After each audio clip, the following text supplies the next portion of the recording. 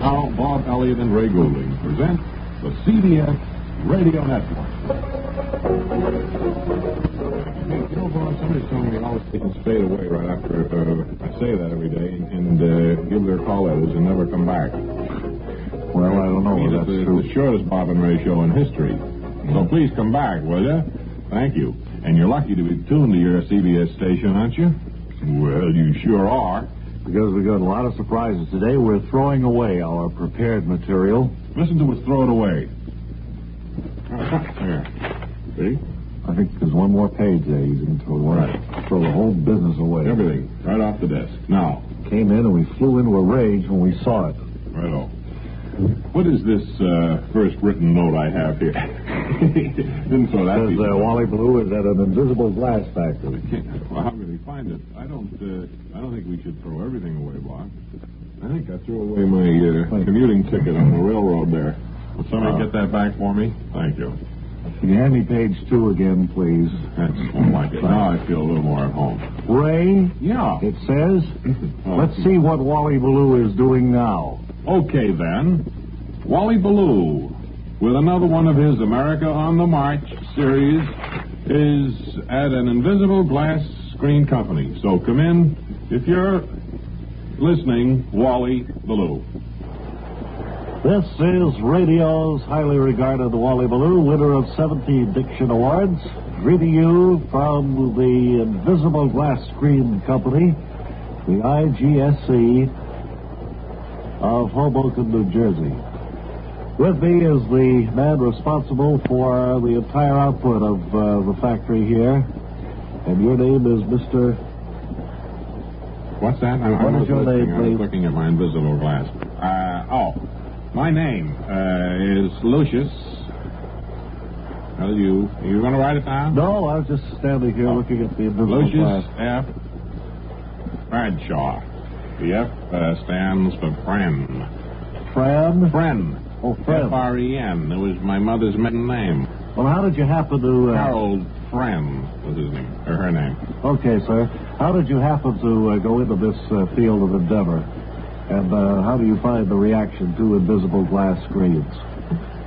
Well, That's a loaded question. It's a two-part question requiring a two-part answer. All right, well, in part A is how did I get into it? Yes. Well, this factory was willed to me by bequesting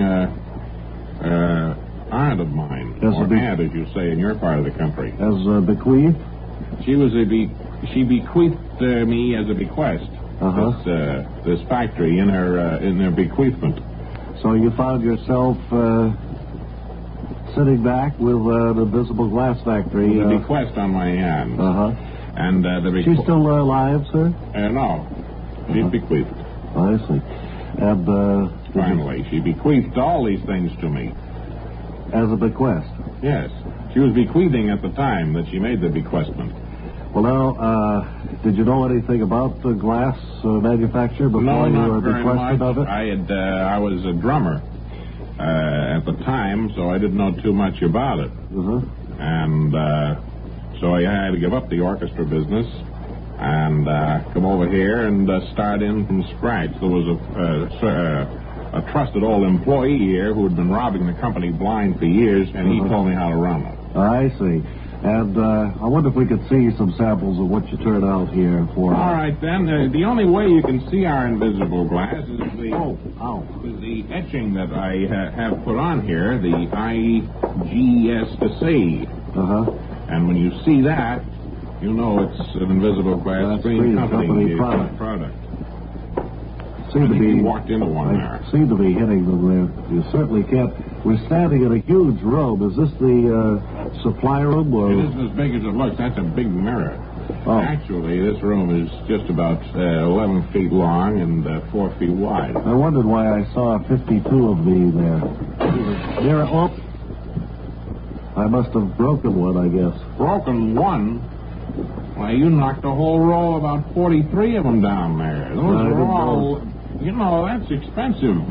We get almost $35 for one of those screens. Well, I'm very sorry. I didn't mean to... times 40. How much is that? $35 a piece times 43.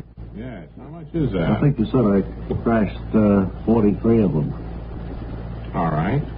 We'll say 40 just to make it Well, round let's say figure. 45. All right, 45. Okay, 5, 25, 12, 20, 10. That'll be about $1,125. Well, do you have that kind of money? Oh, wait, that's by 25. I should multiply it by 35. Please. We'll take 40 Well, I as a tell you, round if you figure. just multiply 45 by 10 and then add it to your other total, you'll have it. 450 on top of that would be $1,575. 15. Well, do you have that kind of money, Mr. No, I've Ballou? got about $8 with me, which is just about enough to get back. Right. How about your employers, Bob and Ray? No, I don't think... Kern, the CBS radio network. They have that kind of money? I don't think that we could ask them for it as much as it's my mistake. They'll take it out of my salary for the next few years. Okay. Well, thank you for coming over, and we hope that those folks who have been listening, if they ever want an invisible glass screen, they'll call us. Certainly been an unhappy visit, a sad occasion on my part, sir, and I want to thank you for talking with us. We're now back to our main studios. Too bad that had to happen. Now, do we have something to talk about here at good old CBS? Today, we want to briefly remind you listeners of some Western action coming your way on CBS Radio Sunday night. Where'd that piece of paper go, anyway? Which? The one that told about Have Gun Will Travel this Sunday. Well, I think you threw it away when you threw the script away first. There it is. Oh, yeah, let's see. Paladin, if I remember correctly, is going to ride into big trouble. Yes, seems that the beautiful Lucinda Sibley, after her father falls ill, takes over the operation of a big farm of some kind. But soon, wild turkeys and Indians have her at wit's end, stealing in under cover of nightfall and eating all the produce. Yeah, she calls for help. Calls Paladin. They get married in the end, you think? No. Oh, now, that's the whole story. It's spoiled. Who want to listen to it? Well, me for one, to find out what Have Gun Will Travel is really about this coming Sunday. On CBS Radio, right? Well, of course. Good. Where else? One of our old friends is in town, a gentleman that we haven't talked with for several months, pretty near a year, I guess. Prentice L. Wilson, ladies and gentlemen, who tips the scales at what? You put on a little weight, Prentice. I have over the past year, Bob. Excuse me. I put on almost 3/4 of an ounce, and it really shows. Prentice stands 11 inches tall, and I wonder if somebody would help him up on the table here so that we can have a little Hi again, chat with you. everybody. Bob, it's good to see you again. I've been listening to your program. How do you like them, Prentice? I know I've been very you've been busy. a fan of ours for some years. Yes, I have, and I still have a lot of mail, Bob, at home that my wife and I like to read, commenting on my last appearance. So many people around the country could hardly believe that a man my size could get about as well as I do and to be as successful in the business world. Mr. Wilson is engaged in manufacturing accessories for automobiles.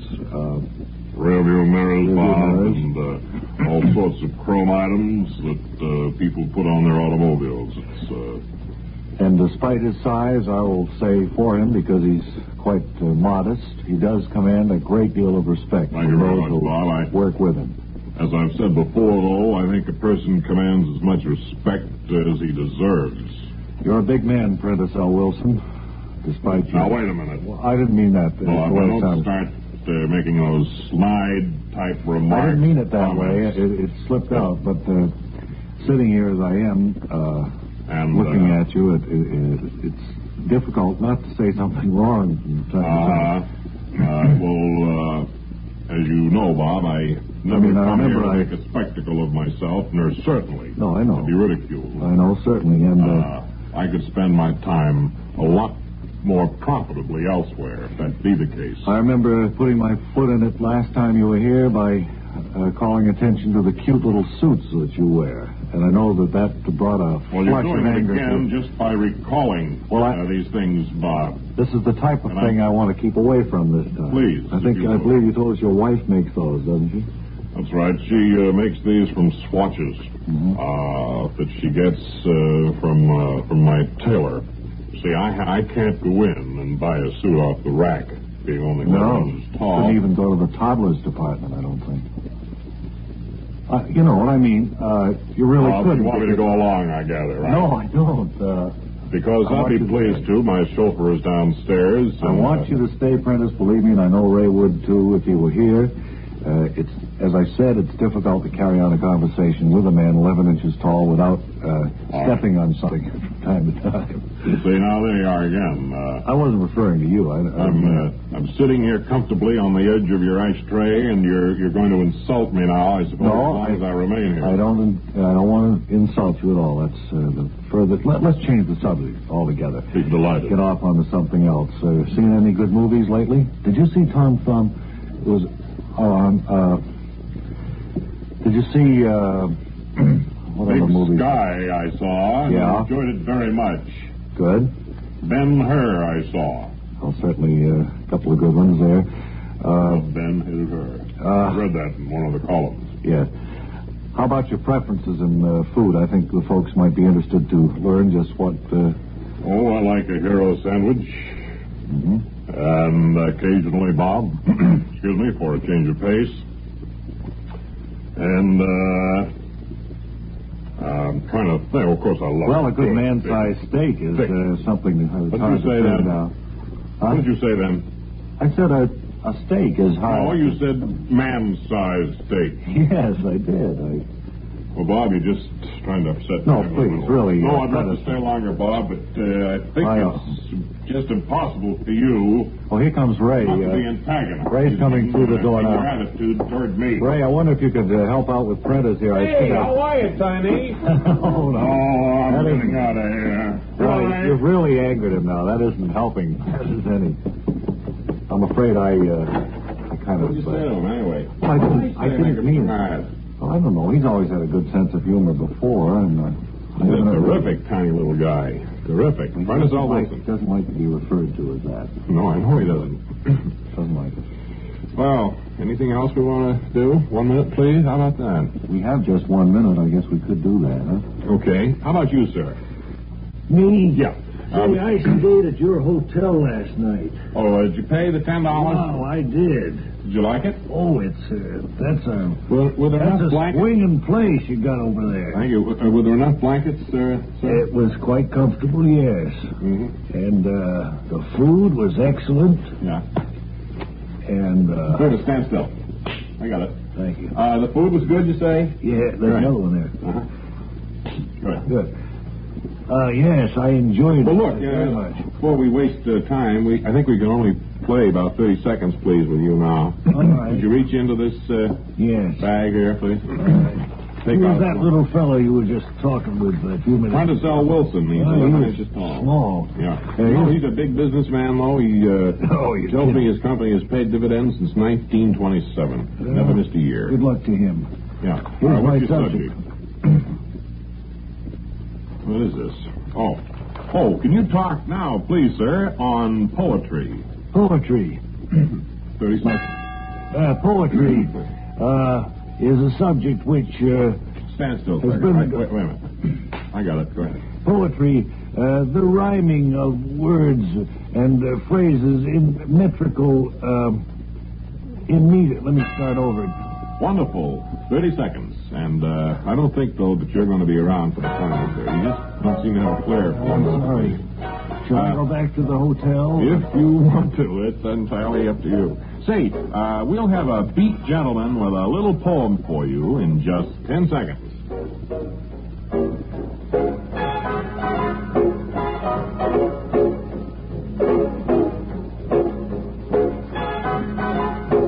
Now, beat poet, if you will. To those who play and watch us play, there is never so breeze as you sigh.